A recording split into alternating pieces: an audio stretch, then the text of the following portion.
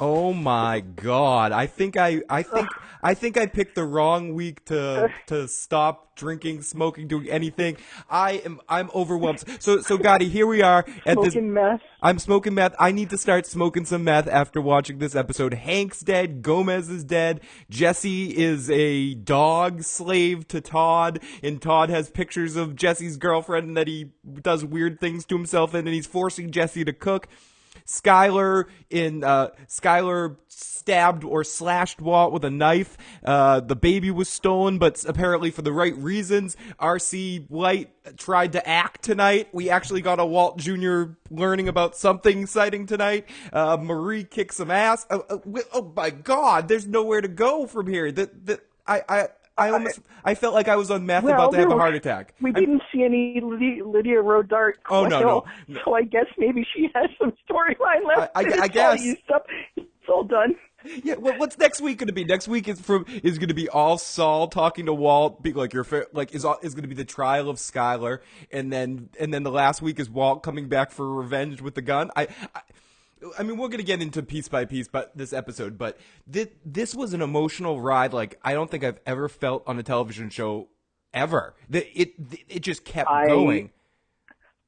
I can't think, and I'm one to try and find the one, and say, no, you don't know the episode of, like, St. Elsewhere that was so much better, because there wasn't. I can't find anything that was done more grippingly, more intensely, more grabbingly than this was. Yeah, and the way it was done from start to finish, you understand. A lot of people were complaining where the cutoff was last week. You needed that for that scene at the beginning with Hank dying. Like that was so emotional and just started the ride of this episode in a way that I mean.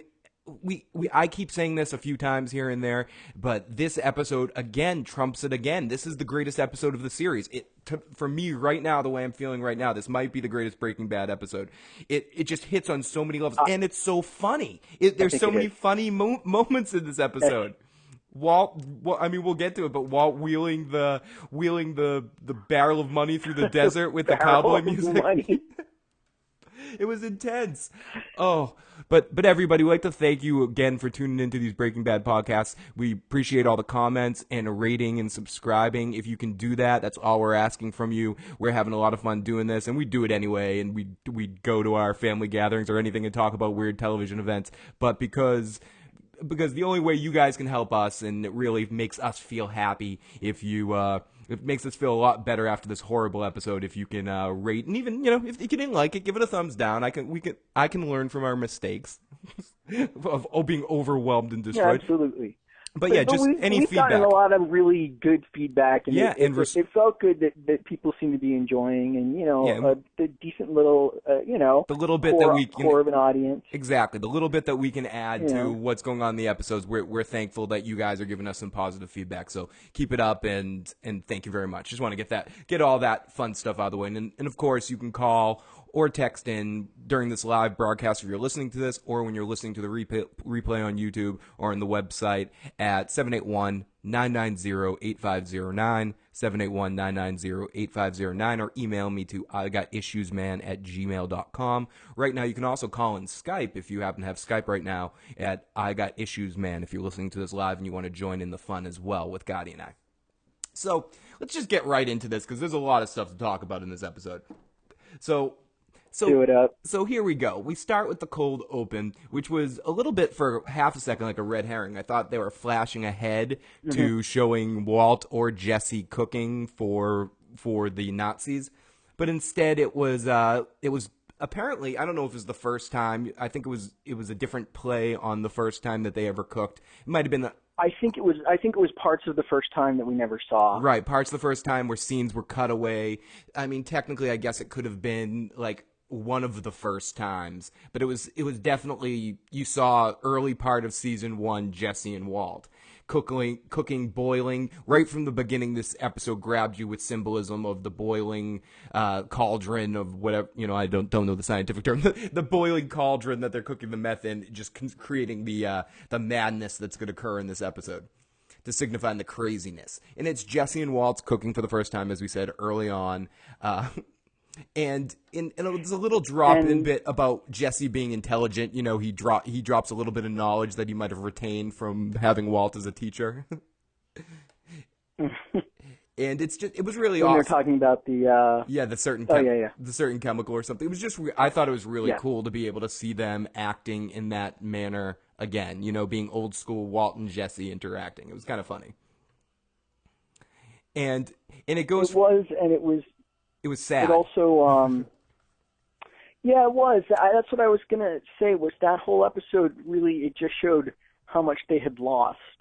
Yep, and how much they could have had in a sense with friendship and the connection that they had at that early time, like the immediate connection that those two had, and the fact that of like all the sadness and disaster that was about to come. It was really a great moment. And then right after that we get something we were talking about the other night, the amazing ability that Walt has to not lie to Skylar at all. Or a little foreshadowing, I think, for the later part of the episode, that he can lie to Skylar's face when it can help her, but when it's like something silly, he's like, oh yeah, and he's like working out the lie, a bug in my butt, yeah, there's a bug in a butt, and he calls her up, I'll get a bug in a butt, the pizza, and another good reminder of the old dynamics between Skylar and Walt, where she was a little bit more controlling, a little bit more fancy free, a little bit, you know. What was interesting was that it was a reminder not just of how far it's gone from, now to what we saw tonight to the beginning, but even to when we thought it got okay again. Yeah. It hadn't. It was completely different. No, absolutely. And and it was completely like a different world of what in the different stages. To do a Beatles comparison, there's the early Beatles and the late Beatles. There's early, mid, and late Walter White's relationships, and it was just interesting to be able to flash back to the original dynamic, as you were saying. Yep. And we get the naming of Holly, and you could just tell right in this cold open. I was already writing notes that you could tell right from the way they were starting that this was going to be a very tragic episode. There was no doubt that this episode was going to be sad, that a lot of crap was going to happen here. It was blatantly obvious from the very beginning.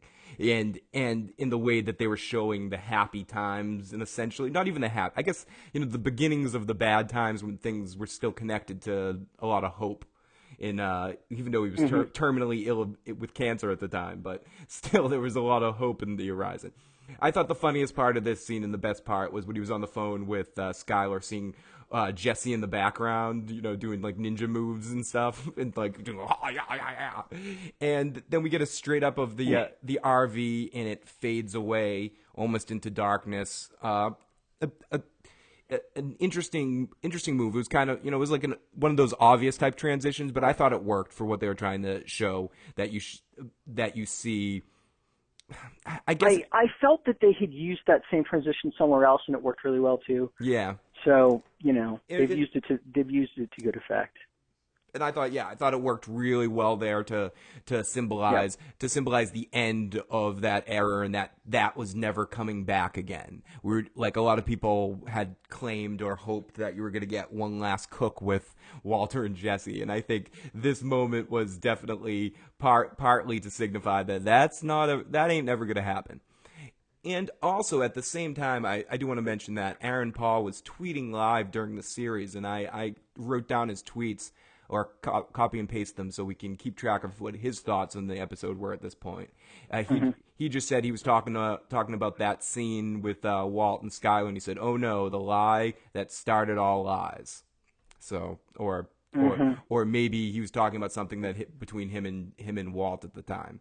So we cut to a commercial break, or the opening there after that cold opening. It pretty much ends there on the trailer disappearing, on the Winnebago disappearing, and we come to shots to right back to the scene where we ended up in the last episode, and we see that Gomez is dead. Apparently he was shot at the end of the last episode, like a lot of people speculated, that did the freeze frame type stuff. And we see that Hank got shot in the leg, and he's crawling to, I got shot in the leg, I have no legs. Again, I guess he's going to have to start collecting rocks again. Like, he's like looking around the ground. He was going for the gun, or he might have been going for the piece of rare rock out in the desert there to start his collection again. And the Nazis stop him, and they don't kill him right away. You see that apparently Jesse has escaped. People go down and try to hunt him. They split up a little bit, and a couple of guys go to try to hunt out Jesse. We also learn in that moment the Nazis pick up the IDs and find out that Hank and Gomez were DEA agents, and he was right about to kill Hank. Hank was, for Dean Norris's last scene in Breaking Bad, this was maybe his best. We were talking about something last night at a family dinner about who deserves to win what award when it comes down to it. Hank's performance in his last moments before death, it was some of his best work on Breaking Bad. His attitude through that whole situation, it was so Hank. And his last conversation with Walter, which we'll get to talk about in a second here, was just so real to how he must be feeling in that moment. Because Hank probably did get some joy from the fact, especially when he overhears the Nazis and Walt talking back and forth, and Walt's like, I told you not to come. I think Hank believes that, and he takes some joy in that last moment in life that he did beat Walt. He got him. He might not have really got him, but Walter's not winning anymore. There's no, he knows, he can tell in that moment that as bad as Walter is, he doesn't want Hank to die. And it's almost like the last fuck, and goes right hand in hand with what Hank's last lines were. It's the last fuck you to Walter, just as much it was to the Nazi bastards. But anyways, so Hank crawls to a gun. The Nazis stop him, as we said. Jesse escaped, and right as they're about to kill Hank, Walt jumps out of the car. No, don't kill Hank. Don't kill Hank. He's my brother-in-law. The Nazis start trying to strong-arm Walt in that situation and being like, why didn't you tell us you had a DEA agent? Turn to Todd. Todd, did you know? Blah, blah, blah. What's going on? We're involved now. And he's like, oh, no, it's just between me and Hank. He's like, no, some bad stuff happened. We're here to protect your interests. Blah, blah, blah, blah, blah. Hank, the Nazis are kind of playing off like Hank has a chance to survive. But the audience pretty much knows. One of the characters says it pretty much straight out. There's no chance we can leave this guy alive. This doesn't make sense. That would be the biggest pile of crap Breaking Bad ever did if Hank walked out of this scene alive.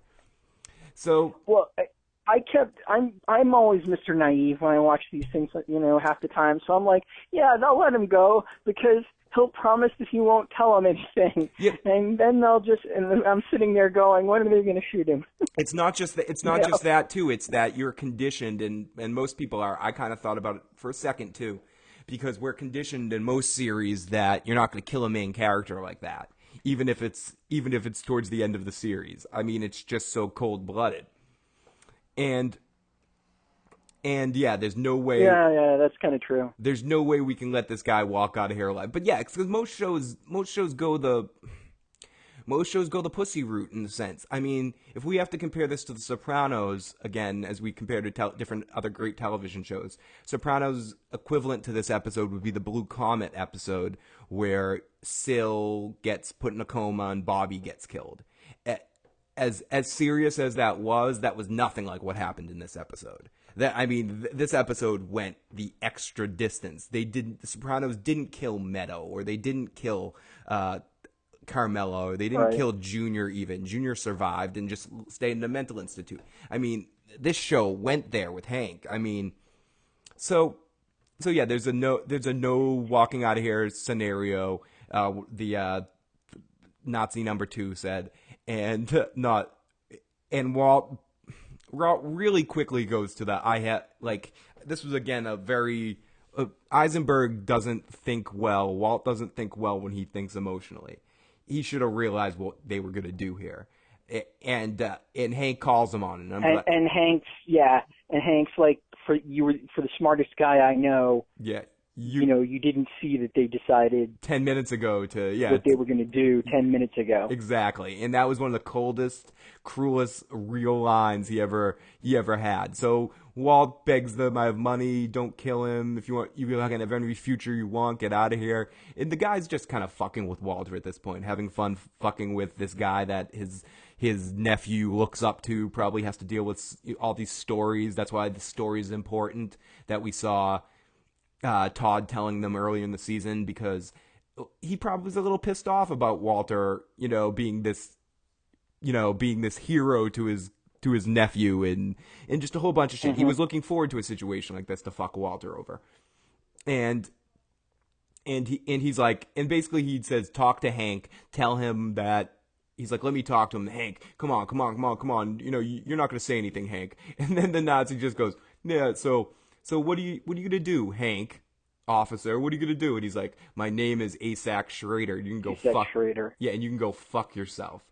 And that was another one of those, okay, he's going to die because he's going to die and he knows it. Yeah, and Walt is the only one there that doesn't know. Yeah, exactly. Walt is the only person there that doesn't know that Hank's about to get killed. Excellent point. And yeah. At this point, Aaron Paul posted, my heart is pounding, I cannot breathe. Holy shit. And then Walt starts pleading with him again, as you were saying, like he really thinks this could work out. Got to tell him this could work out. Please do it. And Hank's like, what do you want me to beg? And then he tells that line that Gotti said a second ago. You're the smartest guy I ever met, Walter, but you're too stupid to see. He made up his mind 10 minutes ago. I'm dead. Yeah. And then bam, Hank gets shot in the head. He didn't laugh because he just got shot in the head. And Walt loses it and immediately goes to silence. We hear nothing. And we just see rage and sadness in Walter White's face. It's all crashing down right here. This is the moment where everything is crashing down on him. His deepest fears are coming true because his family has now really been broken. I think Walter had some weird delusions up until this point that somehow things would be worked out. Hank would get over it in the end or something, But his life was over and he just keeled over crying. And you just see the weight of all this. But again, at that moment, I felt bad for Walter, but I didn't really feel bad. I felt more bad for Marie. And I guess that's a question there. Did you feel bad for Walter in that moment? And I've been cheering for him all along, and in some way I did because he, but it was one of the few times where I was just like, okay, he's on the ground and he's looking there, and they just killed Hank, and all of this, and one of the first things that came to my mind is what's in it for Walter. Yeah. I'm like, why is Walter sad? What has Walter lost that, since I felt like what he's lost isn't Hank. Yeah, and I think what he's thinking, I think what you're hinting at, and I agree. I do feel bad for Marie. Yeah, I do feel bad for Marie, and I think what you're hinting at comes at the end of the episode when he's confronted by, we'll get to it, but when he's confronted by Skylar and Junior, and that's the moment where it connects back to this moment. Because he realizes that that's the one thing that his family could never forgive. Junior could get over the meth thing. Skylar could deal with it. He could deal with it. Everyone could forgive that eventually. But being any part of Hank's death, it's over for him. Yeah. He knows, he has to know that. So Todd looks weird there, like he feels kind of bad. Like he feels bad what happened to Walt. And it's a weird emotional reaction, but again, it's connected to the fact that Todd's this really weird human being that somehow in that moment just thinks, no, you know what? He lost family. I'll give you exactly what it was. You remember Matt Bevilacqua? Yes. When they went... The Bevilacqua killing, yep. And, yeah, when he went and he and what's his name tried to impress Tony by killing robbing the poker game or something, and no, it wasn't. They shot. It was shooting Furio and Christopher or something like that. I think something like that. And of course, Jackie was not happy about that, and Tony took care of, we didn't see much more of Matt Bevilacqua. No. But it was that kind of thing, and that kind of, that's how he looks at Heisenberg. And the Nazis at this point are going to, show that they're not complete idiots, and they realize that Walter must have given them almost the exact coordinates to the money. And they figure out what's going on here, and the Nazis find the money. We get a time lapse, and the Nazis have all Walter's money, all the cans in the back of their truck, and they're burying the bodies of Hank and Gomez. Walt's still on the ground, not moving. And then the head Nazi guy uncuffs Walt and decides to leave him one of the barrels, about $11 million for Walt. And he goes, "Hey, I'm leaving you a barrel. Uncuff him. You're going to get in the car and drive off, and we're squared. Or I have to kill you," basically. And Walt being calmed down a little bit in this moment and realizing emotionally that he needs to, if he really wants revenge on these guys, he needs to wait. And he needs to keep the money. He can't be completely broke. He needs to have money to get out of here. And, he starts calculating immediately. I think the other part of being on the ground there eventually was that he was just organizing his thoughts, creating a plan, getting back into Eisenberg mode, knowing that for the rest of his life, however long it is, he has to be Eisenberg and keep going. And then he shakes his hand and he says to him, and just when you think that this scene's about to end, and this is at this moment, I'm like, oh my God, I'm trying to catch my breath. I'm like, oh. Wow. Oh my God, this was horrible. Yeah, I tried to catch my breath, and I'm like, okay, the scene's over, and then Walt, and I didn't see this coming either, because I just figured Jesse got away. I didn't. And he looked at him and he goes, "But what about Pinkman? You still owe me for Pinkman." And he goes, "Oh, okay, Pinkman, whatever. We just took $70 million from you, no big deal. If you find him, we'll kill him." And Walt just goes, "I found him." And the camera shifts around, and Jesse's hiding under the car in a ditch he dug, which is really smart, a way of hiding. And they pull Jesse out from under the car. No commercial break. This all just keeps going. They put a gun to Jesse's head. And, part of me thought, this is where I got naive. Part of me thought in this moment that Walter was going to save Jesse. I really thought that at that point Walt was going to be like, "I wanted to teach you a lesson." How. I was just figuring he was going to be like, at that point he'd be like, "Let me handle him." Excuse me. Or something. Like he'd be so rageful that he'd want to handle him or something. I don't know. I figured he'd forgive him. I don't know. Like I said, I was very naive. But somehow we've always had the two of them, and they would fix that because you don't want to lose Jesse. Exactly, Felix, because that's why 2 episodes left, and we need Jesse. Exactly, that's exactly what I was thinking, and I'm thinking that that's why I like the Odd Couple television show better than the movie, because they never move out from each other. No, I'm kidding. I like both. But yeah, I was thinking that there's 2 episodes left. Pinkman can't die here. They're not just gonna kill Jesse right here too after Hank was blown away in the same way. I don't know. Something's gonna happen. But I honestly didn't exactly predict what was gonna happen. And Todd just goes, "Wait, stop." And I kind of thought, you kind of figured in that moment that more than what Todd's like, I have score to settle because Jesse punched him after the whole Brock killing and all that sort of stuff.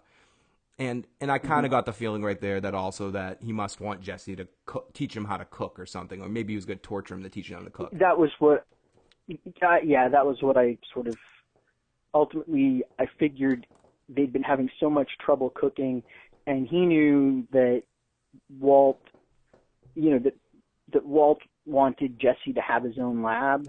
Exactly. And, he, whatever else they're going to get out of him.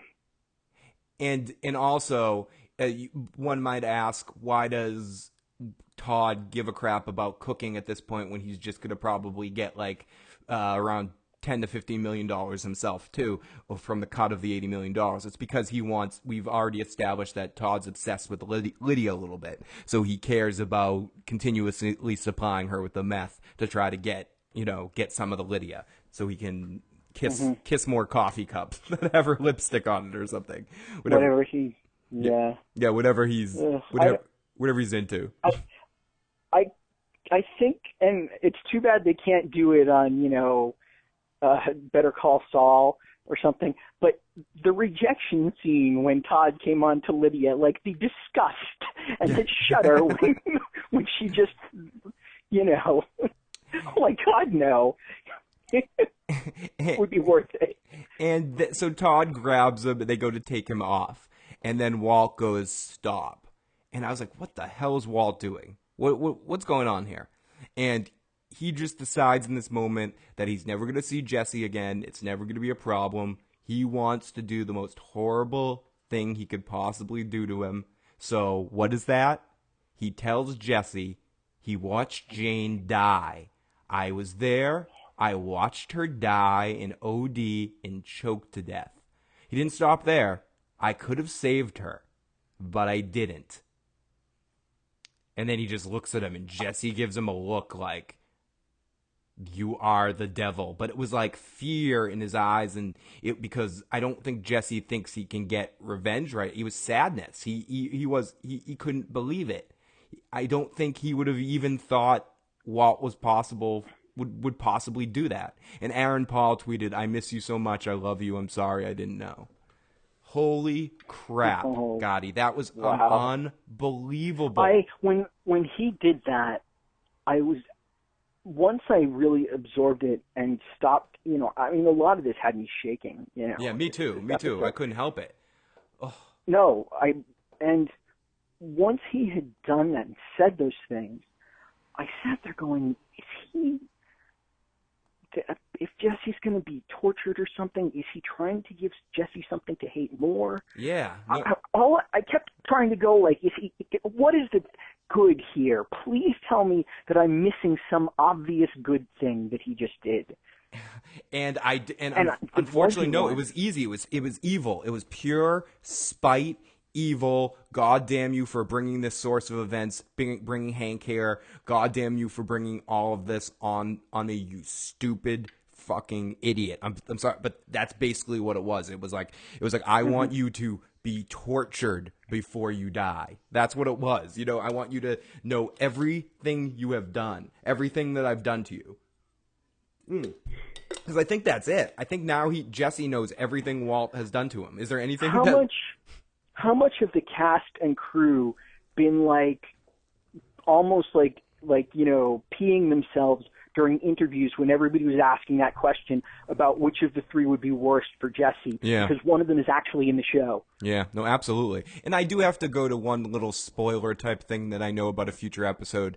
And this isn't really a spoiler because it's out there. And Aaron Paul said it in an interview this week when someone was asking him what his favorite bitch was from Breaking Bad. He said it was yet to come. And I was thinking about that when I was watching that scene too about him dying. I was thinking it's yet to come. And I was thinking about that a little bit later when we'll get to Jesse being kidnapped with Todd and stuff. That and right when that moment happened too, at the end, when Walt said that to Jesse, Stephanie, who was watching the episode with me, turned to me and said, okay, I now know Jesse is going to get away from them. There's no way this is the last time Jesse and Walt meet. And that's an interesting question right there. Is that the last time Jesse and Walt meet? It just struck me that, yeah. Right? There's no way. There's no way that's the last time they meet. There has to be one more time. And I'm sorry to do this early before we get to the episode, but it's worth speculating.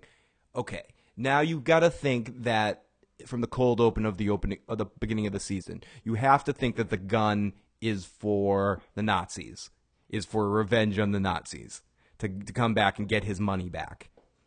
I mean, I think that's the obvious thing as of right now. Who's the ricin for? I guess, again, it leads to think it might be for himself. Where is Jesse going to fit back into this? Where is the interaction between Jesse and Walt? He said he thought it was for Lydia. That the ricin was for Lydia. I wouldn't doubt that, but he doesn't really have a bone to pick with Lydia right now, unless she does something like testify against Skylar in the next episode. But they could develop one really quickly. Yeah, so no, I hear it is a thought. That like it would have to be something like what I just said, like maybe in the next episode when they prosecute Skylar, they use some of the magical connections that Hank was working with, and Lydia testifies against Skylar, and Walt, says that Skylar knew what was going on and and she threatened my life, and somehow Skylar ends up going to jail, and Walt finds out about this, and he wants revenge on Lydia. I guess that could be a way that he could want to kill Lydia. So, or is the reason for Jesse? Oh, I mean, who knows? But I guess the big question from this, I don't want to dwell too much on the cold open. We're going to find out soon enough, and we'll talk about that a little bit more at the end. But I think the big question from this scene in this moment with the two of them is will Walt and Jesse face off again? Will there be another interaction between them on the phone in some fashion? I mean, obviously, Jesse would have to escape somehow from the clutches of the Nazis, or the cops would have to somehow find out about the Nazis and catch them.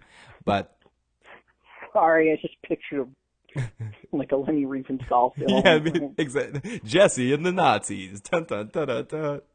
So right after our commercial break, we see Walt getting into the car immediately after everything that happened. He's in a bit of a glazed over rage. He keeps looking back to where Hank's grave is, and he cries again a little bit.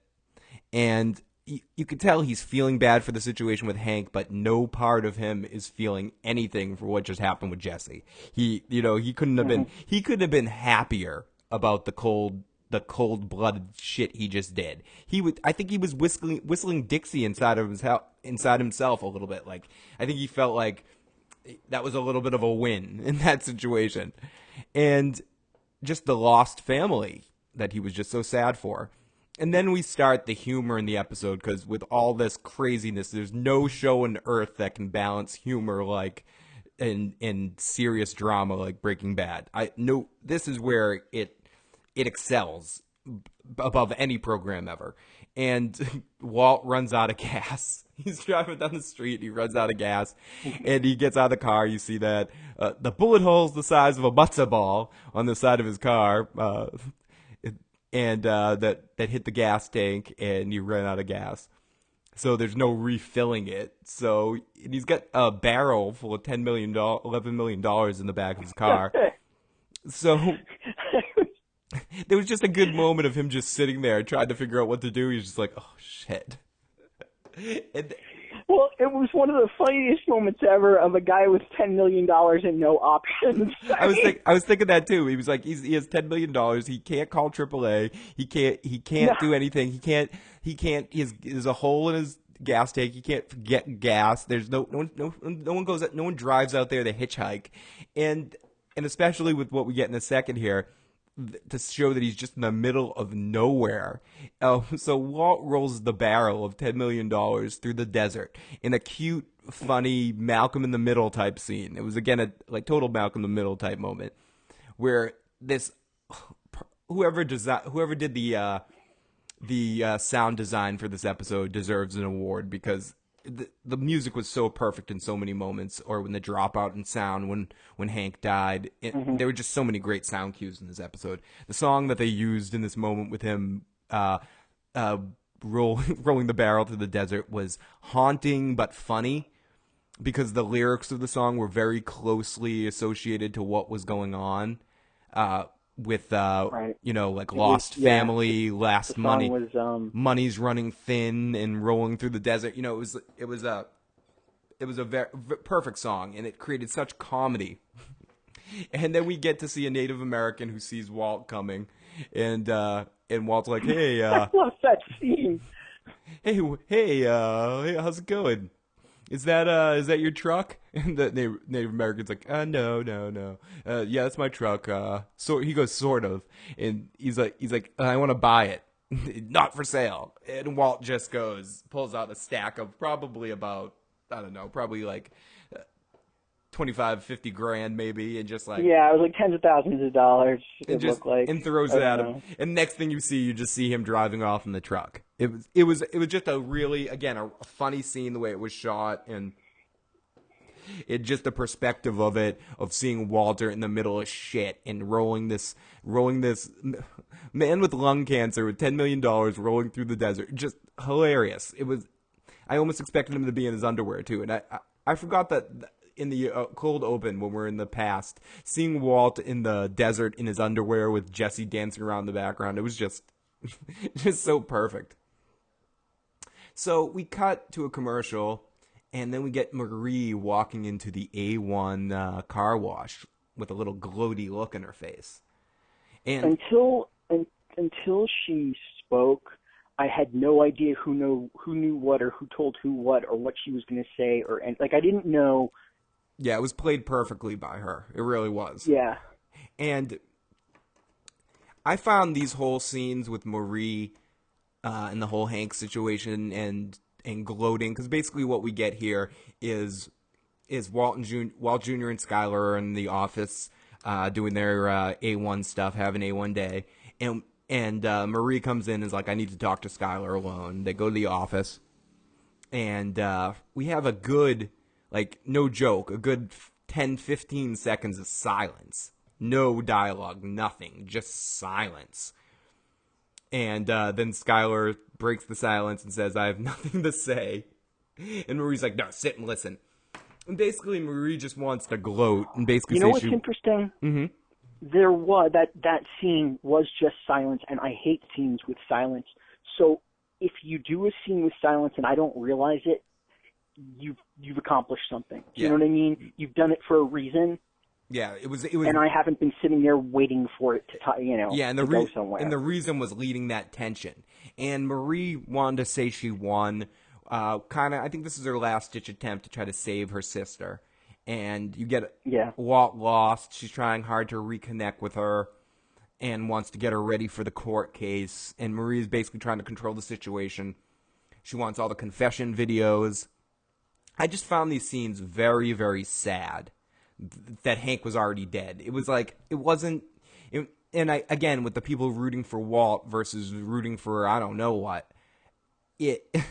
rooting for Jesse, rooting for what's right, I don't know on this show. And that's what makes it so interesting. There's no one to root for, really. And, and it was, I felt sad in that moment. And everything, I guess I root for Marie to a certain extent. An interesting question would be, if the husband-wife things were flipped, would Marie have done the same thing Skyler did to support her husband? Would she have not been able to handle it? I kind of wonder about that sometimes, if Walt was married to Marie. And Walt would have been in a lot of trouble a lot sooner, and a lot of the goings-on would have never happened. Yeah, he would have had a lot of but a lot of shoplifting. There's two things there. Yeah, you'd have to start selling meth to pay for her shoplifting. But there's two things. I don't know whether it's because Marie is less susceptible to that kind of manipulation, or she's smarter, or Marie, or that she's just smarter. She could be smarter.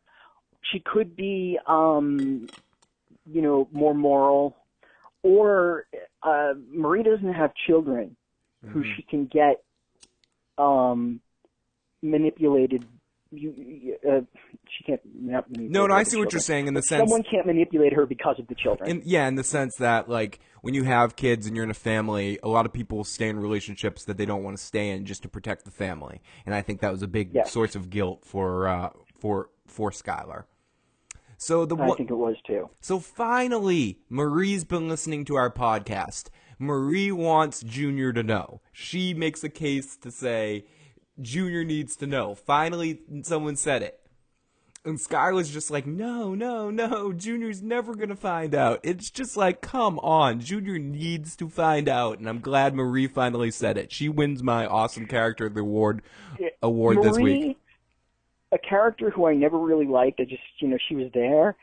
she was amazing in this episode. Yeah, she came to play. They all did in a lot of ways. This was a home run episode. Oh, absolutely. And yeah, but Marie in particular for me was just like, thank God somebody is finally saying this. Yeah, and Junior too. Walt Jr. needs to know. So we cut away to Jesse in the torture. He's obviously been beat a lot, and he's living in a cage where Todd beats and abuses him. He's like, leave me alone. I told you everything. Todd brings him up from the cage, apparently to maybe kill him, or I said maybe cook, ? So Todd hooks him onto this little vine like a dog, and he ties him up and he makes him cook. And you just see that he's about to start making him cook, but not before Jesse walks over and sees a picture of Brock and Brock's mom.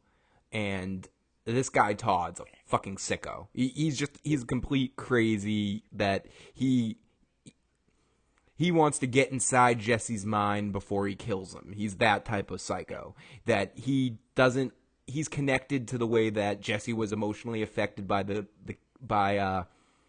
kid being killed by the train, and he found that as a weakness, and he wants to hurt Jesse. I have a feeling he's going, after he does the cook, he's going to be like, I'm going to kill these people you care about before I kill. He's going to get like real, excuse me, Jesse, if you wouldn't mind, I'm going to murder and rape these people before I kill them. Sorry. I just get a vibe like he really wants to mess with Jesse. I got more of a sense that he's envious of the love that he has with somebody or something.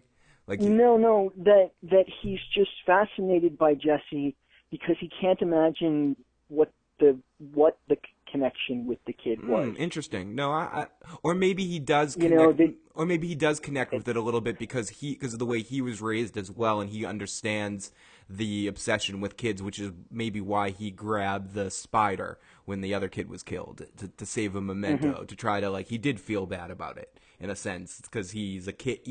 Because there is an innocence about Todd's psycho-ness in the sense that he feels like maybe he didn't have a childhood either in some sense.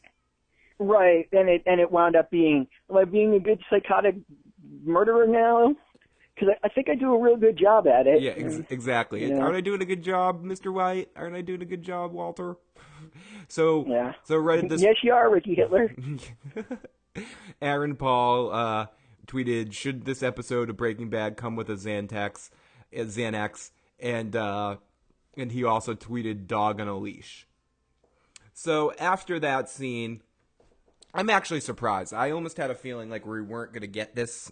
We're never going to get this scene. Was never going to happen.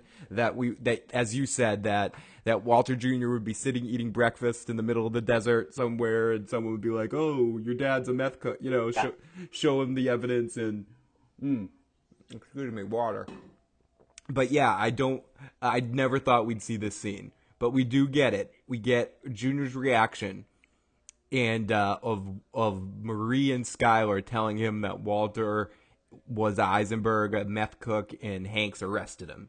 And he's just like, you guys are full of shit. You're out of your mind. If this is true, why would you go along with it? You're saying all this time you're lying. This is bullshit. I want to talk to Dad. Right. I got to give it to... You say you were lying then, but were you lying then, or are you lying about what you're saying now? I got to... I mean, he was... I got to give him credit. Yeah, we shit on him a lot on the show, but I have to give Junior credit there for giving everything he has as a performer. I believe that was the finest performance he has inside of him. He was quite good. Yeah, he was quite good. That's what I mean. He was good. He was serviceable and worked in the scene for the first time in a long time because it was a really tough scene and. And in an episode where everybody was at that level or better. Yeah, I thought he was even better in the later scene with Walter, which we'll get to. But in this scene, he was he stepped up to the plate. He really stepped up to the plate. So he wanted to talk to Dad. Marie's like, breathe. He's like breathing, whatever. And so we cut off to Walter, who's at home packing up all his shit to get out of the house at the same time that the family's coming home. Now. Another funny scene. Of course, Breaking Bad can't go without putting humor when it's needed. We cut to Walt packing with quick cuts to Skylar and Junior driving home. And we cut to Skylar and Junior driving home, and Skylar turns to Junior and goes, put your seatbelt on. It's not safe. Put your seatbelt on. And this was like the funniest line of the episode. I laughed out loud when Junior said this. He goes, "Are you shitting me with the seatbelt?" And he's just like, and then he pauses. He's like, "If this is all true and you knew about this, you're as bad as him." And I wrote it in big letters. Played very well by RC. This is yep. They got a great whoever directed this episode got an amazing, and I'll give him credit to the actor, but they got an amazing performance out of him. And maybe they set him up for this for a long time. I really believed his rage and his emotion, and having seen the real guy in a lot of interviews, it was so believable. Amazingly believable. Yeah. So, and actually, it makes me think, it makes me think that, his future as an actor may be more than I expected. Yeah, exactly. If he really could do that. Yeah, he could do. If he can really do that emotional stuff, he does have a good career on his hands, whether it be on stage or in another television show or bit parts in movies and stuff. So yeah, I got to give him a lot of credit for. I guess if he gets the material to do, he can pull it off. And I guess the whole series was kind of leading up for this big moment for him. So, excuse me. So after that, we get Walt's the truck, and we get Skylar parking right behind the truck that Walt's packing up. Note this for later. And they bump into him again as he's packing him up, and they go inside. And Junior tries to stop him and talk to him, and he's like, "Where's Hank? What's happened to Hank?" And Walt just like, "Listen, we need to leave. Just work with me. I'll explain everything later." And Skylar and Junior were both awesome in the scene. They just weren't listening to anything else he had to say. Just, "Where's Hank? Where's Hank? Where's Hank? Where's Hank? Where's Hank?" They just kept at it. And Walt just whispers over to Skylar, "I have $11 million in cash outside. We could have a fresh start. We need to go right now." And she looks at him, and I really think she believed this in the moment. And she says, "You killed him. You killed Hank." And he's like, "No, I didn't." And he screams. He loses it at this point. "No, I didn't. I tried to save him." And Junior just butts in right here. "Uncle Hank is dead." And it's just like the emotion in this moment. I'm like losing my mind. I'm having a panic attack while I'm watching. That's everybody, nobody talked about crying for most of this episode. They all talked about, joking about, "Oh, I need Ativan for the next episode," or like, "My heart was beating so fast for the whole thing." It was a thriller. Yeah, it was. There was no point in me. I agree. That, like, in none of the deaths or none of the emotional stuff did I cry or get sad. Maybe a little bit, like I said, when Marie was talking, like she won, like she beat Walt, and knowing that Hank was already dead, it got me a little sad. But not even knowing what she didn't. Exactly, but almost more anxiety for knowing what she didn't. And Skylar goes to the kitchen and gets a knife. Or it looks like she might grab the phone or the knife, and she grabs the knife. For a moment there, I almost thought she was going to cut her wrists or something, like she was going to kill herself. But no, she was going to threaten Walt, and she was finally making a stand. All this talk with Marie and getting a... And Marie was right, like in a sense that Walt did a number on her.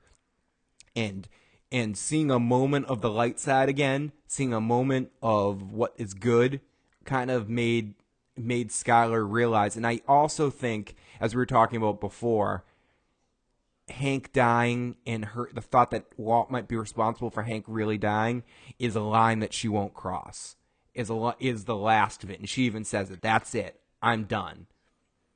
I am done. And enough in my house. Enough." You having basically destroyed this everything else, you've now destroyed the only thing left. Yeah. And I'm done. I'm done now. Yeah, I'm done now. That's Skylar. Yeah, exactly.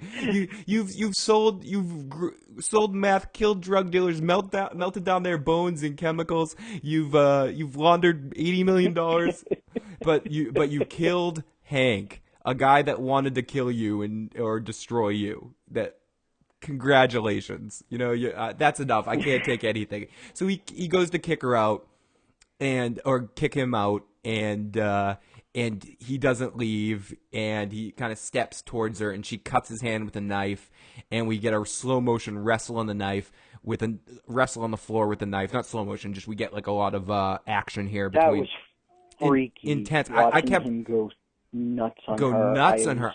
I was convinced she or Junior were going to get stabbed in that scene. I was convinced something horrible like that was going to happen. Or the baby was. I was thinking, like, was Junior gonna, because he had his crutches, and maybe like whack him, and but I don't know how you do that without it looking circusy. Yeah, exactly, or slapsticky a little bit, and with the baby, baby crying in the background, it's just this huge emotional abusive relationship moment that was just captured so perfectly. Similar to the White Castles episode when Tony and Carmela break up and they get into this rageful conversation. It was really, really emotional and well done and well shot.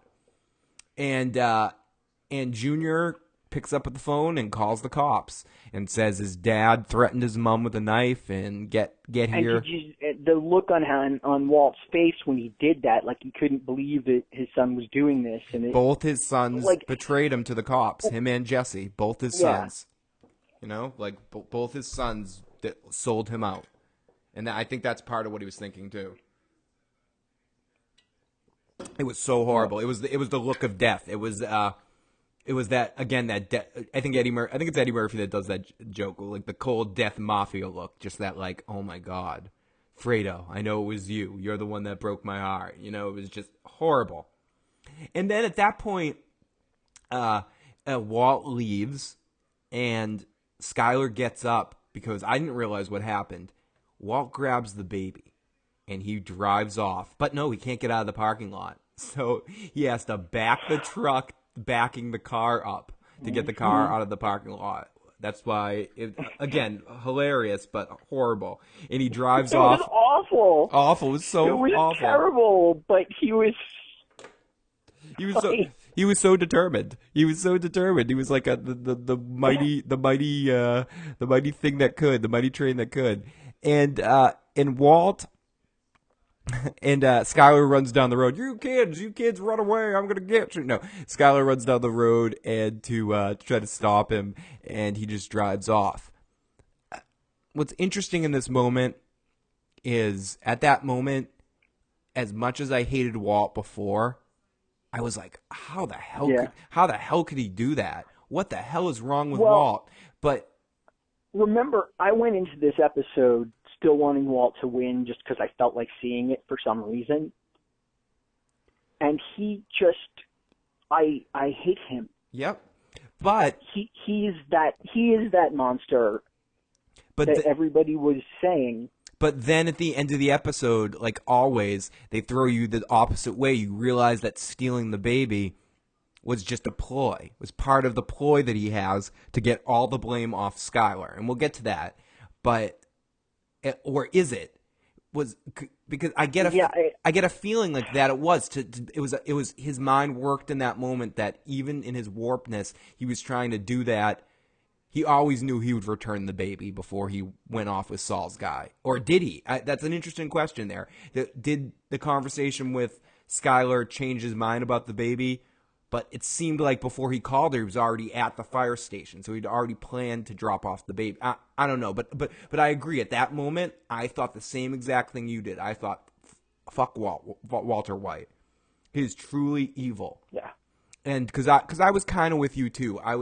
I guess I was a little bit more Team Jesse, but I still, sick part of me wanted Walter to win. That part of me that wanted to see him get away with it and get away with his family, and I definitely didn't want to see Hank win. I wasn't arguing with anybody who didn't want to see Walt win. I don't know. I just felt it would be an interesting story to see if it played out right.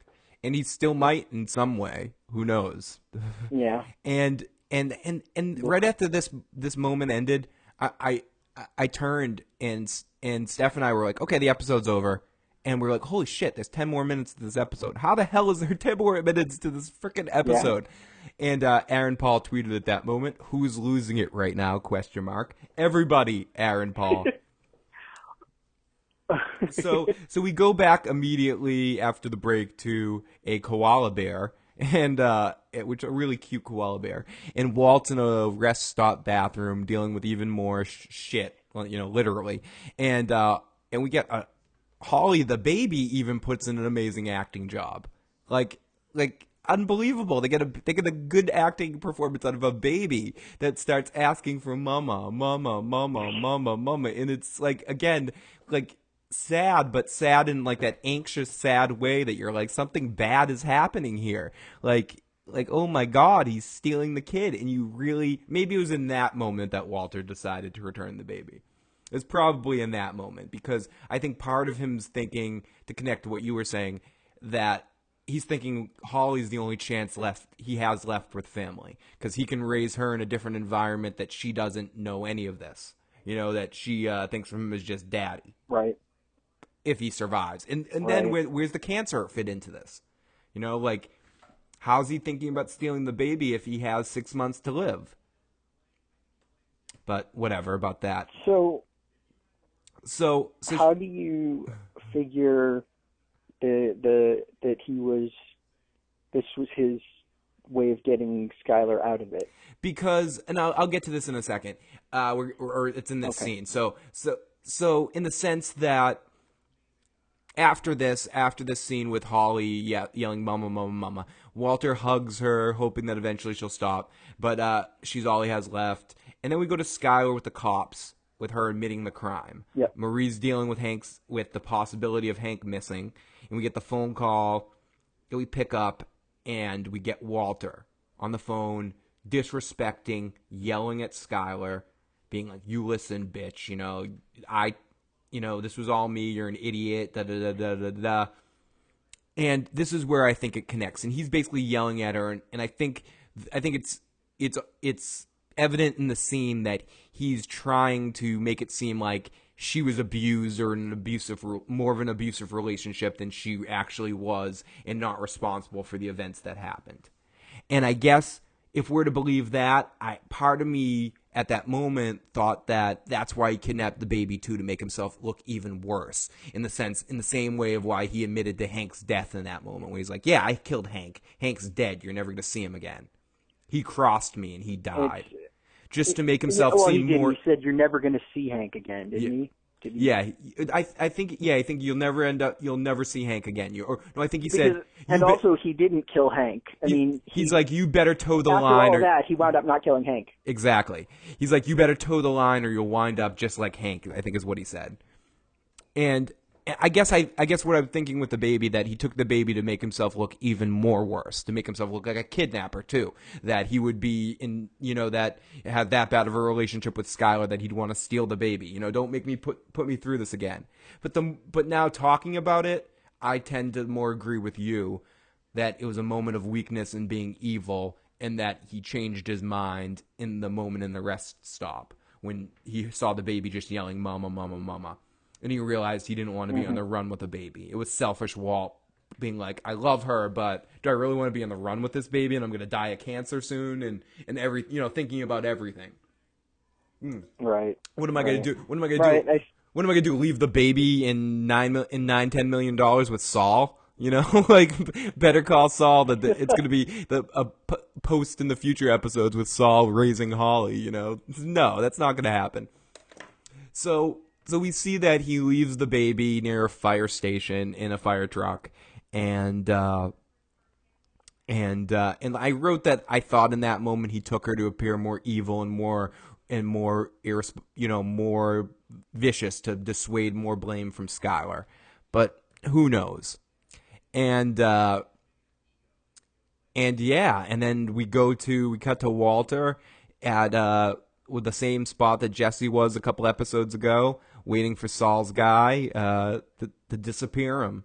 And Saul's guy picks him up. He's got the bag full of the $11 million, and poof, Walt is gone, and a puppy dog crosses the street. Holy fucking shit, have an A1 day. Bam. Oh, And my God. And that was our episode. Like a nearly perfect episode of Breaking Bad from beginning to end. And sets up my summary from. Go ahead. Oh no, please. I'm at awe. On Facebook, my summary was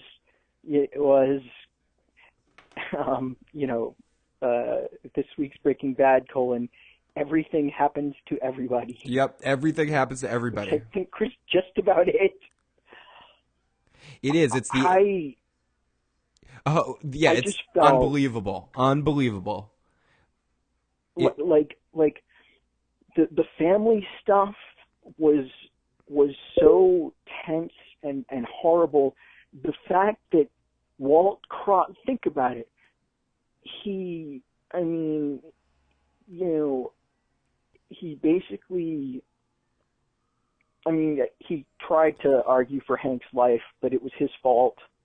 Yep. Anyway, and and then he blamed Jesse, and what he did to Jesse was unbelievable. Not even that he gave Jesse over to Todd. That's bad enough. But the fact that he made sure he told him about Jane before that happened was just so petty and evil.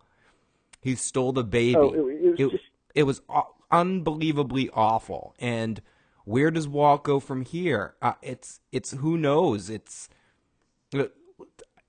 unbelievable to think about.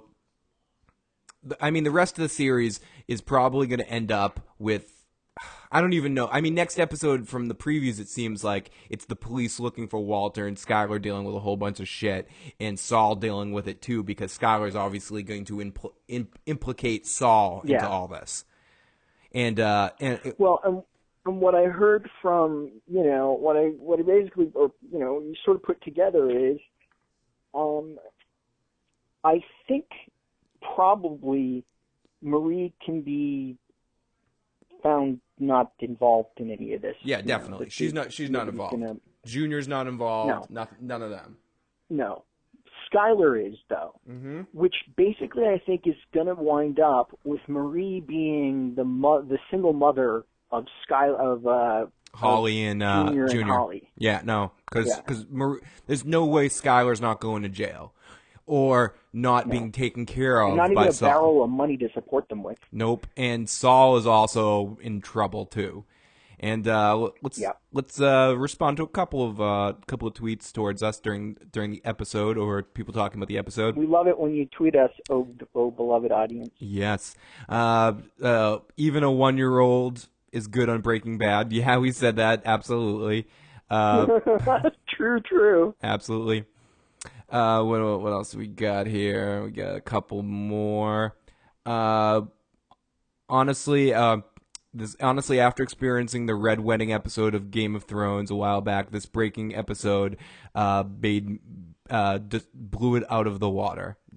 I would say it's at the Red Wedding. It was, for people that are into Game of Thrones, the Red Wedding was a little different in the sense that anyone who read the books kind of knew it was coming, so it wasn't as much of a shock episode.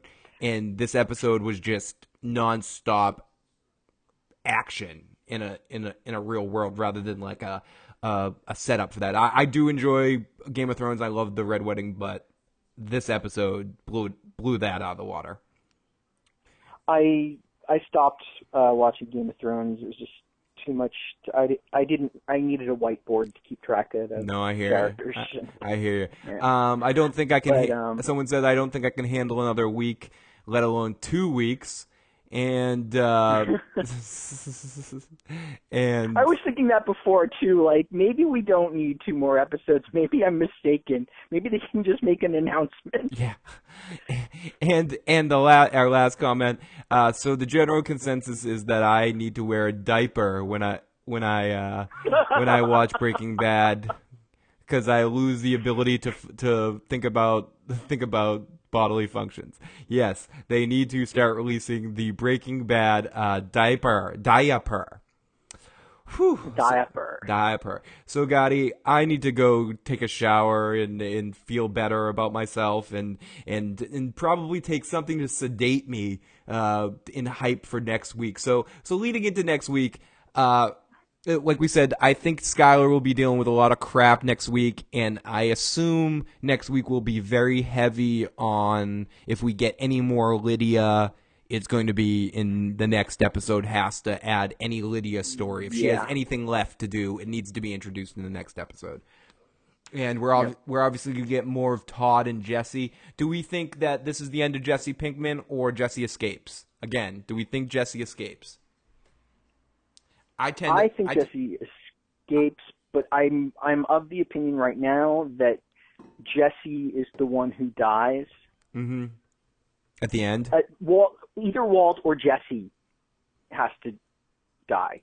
Or right? Or you got to figure that. And it doesn't look good for Jesse Pinkman right now. It doesn't look good for Walter White right now either. But Walter's, I guess technically Walter's in the best situation. But I feel like we've seen a slightly more settled future, however long in the future it is, for Walt. Yeah, no, which means that it's Jesse. Because Walt is in a good position. Like I second guess what I said, because Walt is in a good position in the sense that he has $10 million. He's off the radar completely. The only person that knows how to find him, obviously, is Saul. Because yes, I do use previews for next week. We did see a preview of next week of Saul talking to Walter. So we know that he does have the ability to talk. Unless that was throwing us off and it was Saul talking to Skylar or something and it was just weird editing. I guess that's possible, but it did. It seemed like it was Walter, but who knows? Who knows? It did seem, but with Breaking Bad, as we can tell with these previews, nothing can be determined. I am interested to go and watch Talking Bad to get my little tidbit of Vince Gilligan's teaser that I think I like his teaser because it never says anything. It never says anything, but it's something to think about, make you go in honor of Arsenio being back, things that make you go Oh God, I have a lot to talk about Arsenio on Thursday, but we'll get to that. So Gotti, thank you. Okay. Thank you again. We have 2 more weeks of this. Thank you, sir. I can't wait. I know. And thank you everybody for tuning in. Again, if you have any questions or comments, you can email me at igotissuesman@gmail.com or call or text in at 781-990-8509. We appreciate you guys listening. We'll be back next week. 2 more weeks of Breaking Bad. Like I said, I need to take a shower and take some medicine to relax. I don't know and then watch that episode again. So Gotti, I'll talk to you soon. Thank you, my friend. You're welcome. Have a good week, everybody. Good night. Thanks for listening.